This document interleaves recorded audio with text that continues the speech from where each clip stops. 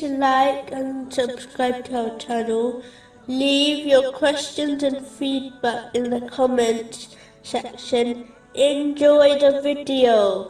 The Holy Quran is guaranteed that Muslims will face difficulties throughout their lives. So a Muslim should not worry about facing problems, instead they should concentrate on obeying Allah, the Exalted, in every situation, by doing what He commanded, and staying away from sins, and the things which make Him angry.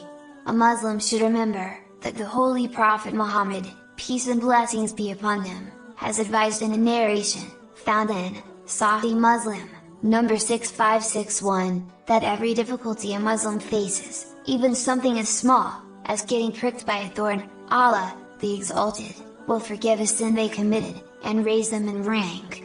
So as long as a Muslim remains patient, does not complain, and obeys Allah, the Exalted, during every difficulty, Allah, the Exalted, give this, and more reward to them.